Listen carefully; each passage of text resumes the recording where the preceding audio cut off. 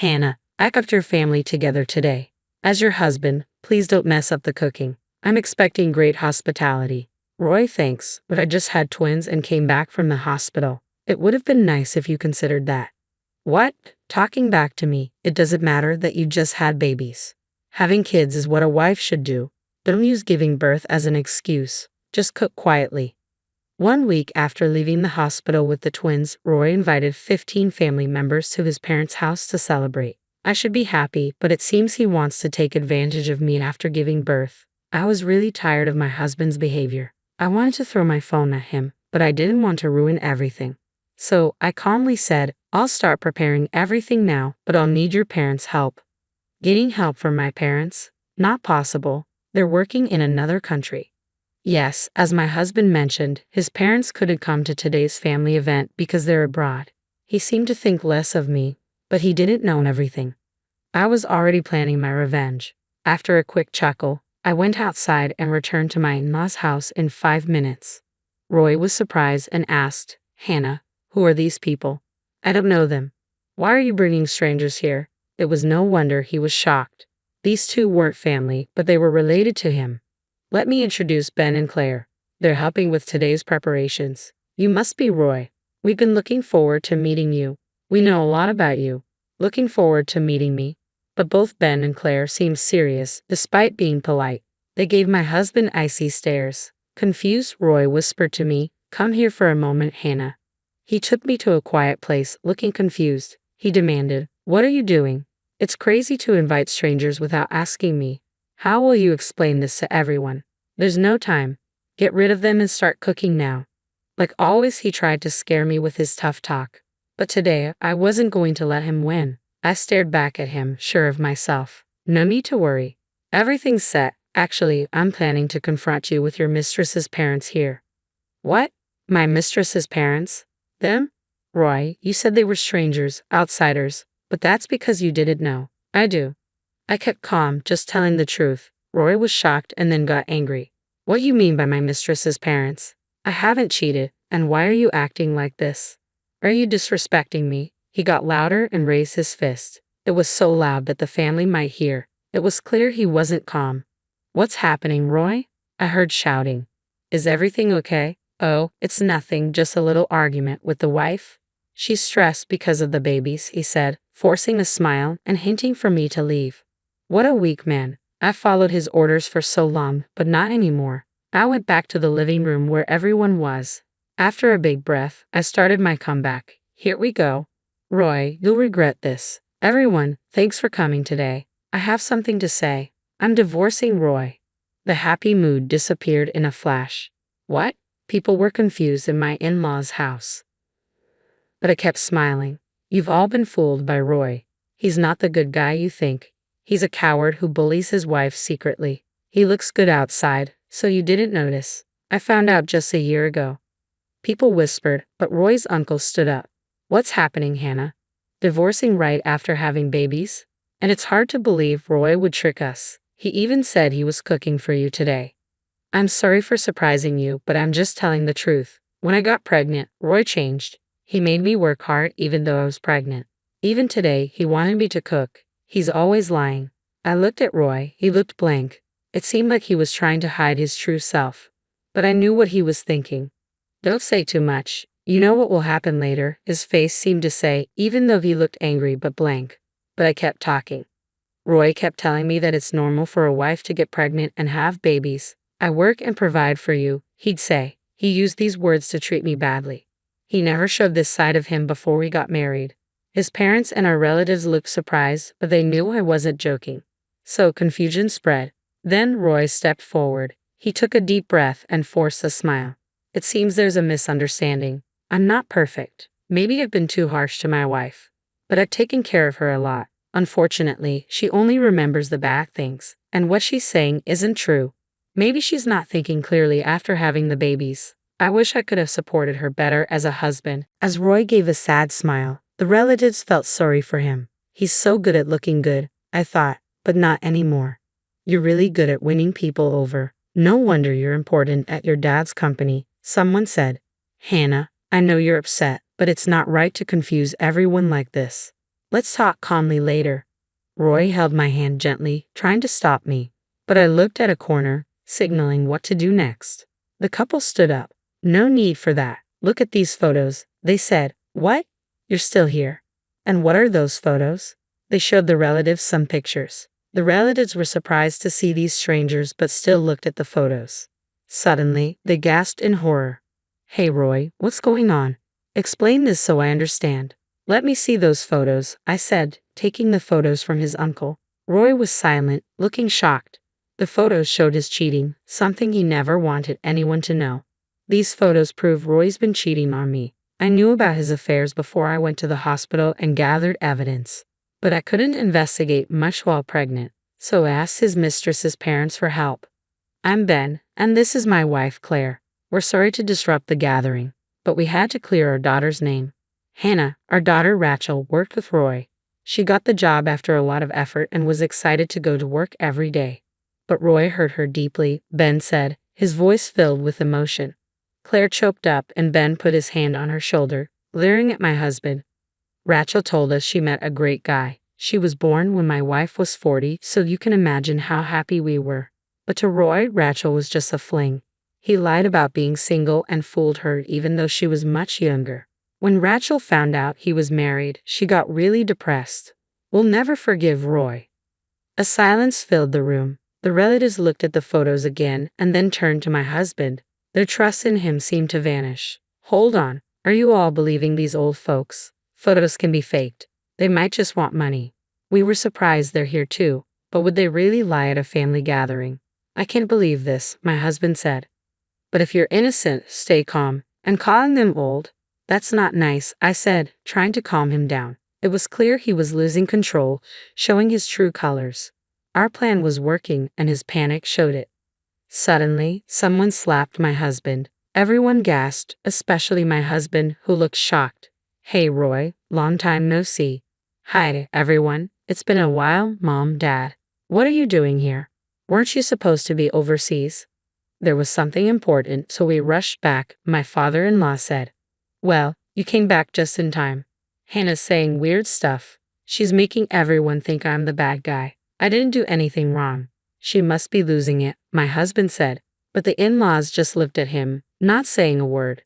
You know, they talk about postpartum depression. Maybe you should go to the hospital, get checked out by specialists, and rest. Then you'll listen to me like before, my husband said, trying to convince them. He thought their silence meant they agreed. Looks like Mom and Dad get it. That's good. Oh, I'm thirsty. Hannah, water, he said. His mom quietly gave him a water bottle. He looked surprised but drank it anyway. Then my father-in-law dropped a bomb. Roy, you're fired from the company, he said. My husband spit out his water, shocked. A relative nearby frowned as he wiped his clothes. What, Dad? Why are you joking about this? Decide if it's a joke after looking at this.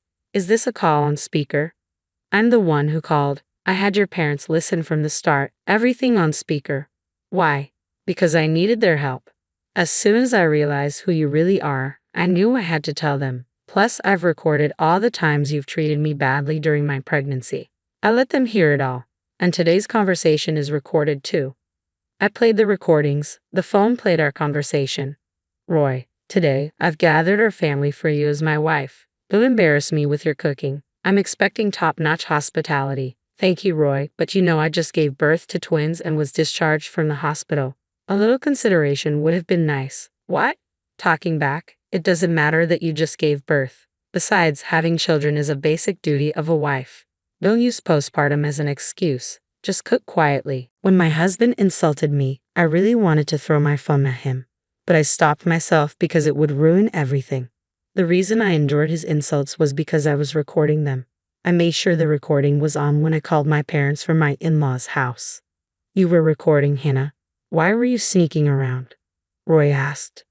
I don't want to hear about sneaking around from someone who bullies his wife and cheats. And if I didn't do this, Roy would try to deny everything. I replied. Roy, we know everything. We came back secretly today.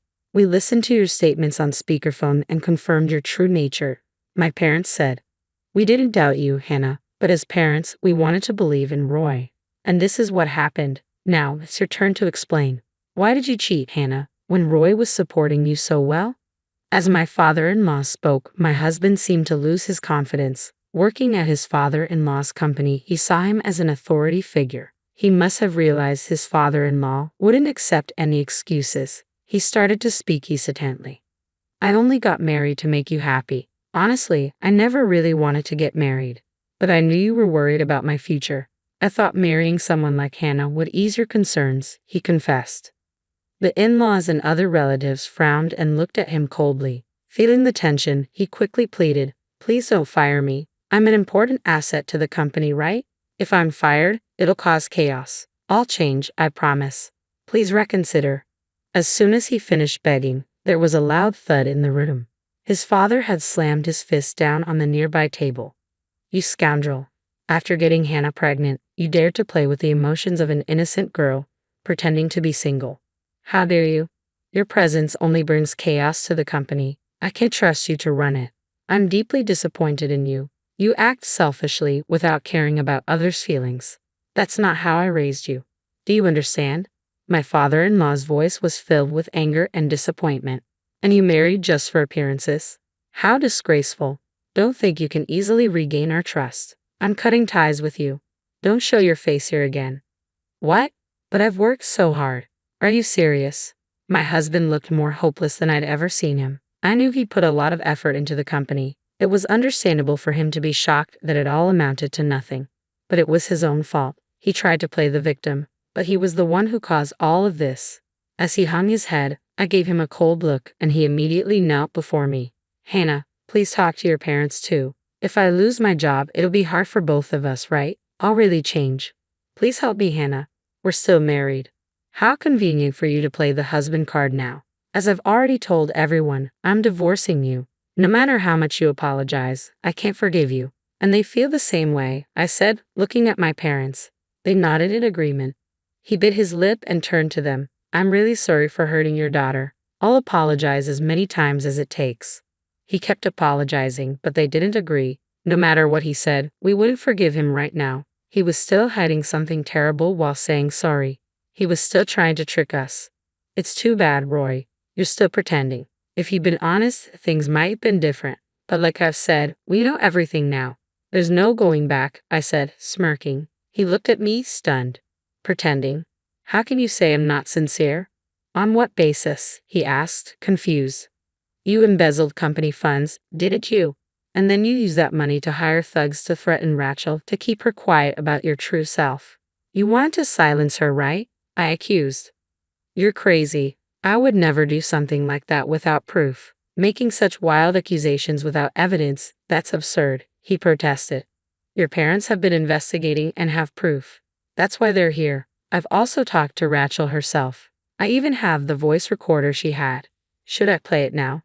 It clearly records you threatening her," I said. He paled and nervously glanced at his parents-in-law. Their stares were icy. "Roy, stop fighting a losing battle. The truth will come out soon. This alone is enough for you to be fired," they said.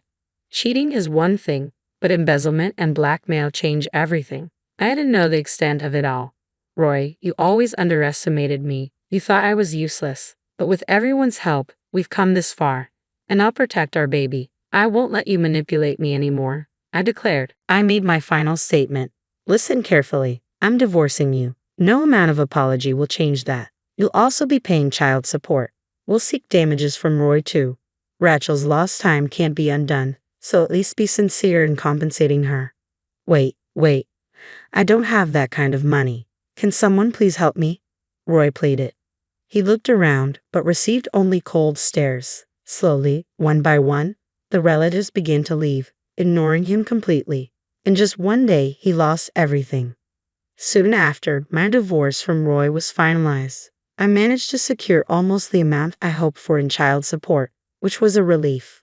They filed a lawsuit against Roy, as promised, and the company conducted its investigation into the embezzlement. Roy found himself drowning in debt, seeking help from me, his parents-in-law, and other relatives. But no one offered assistance. With the news of his embezzlement spreading, no company would hire him. Eventually, he resorted to borrowing from payday lenders, struggling day by day to pay off his debts.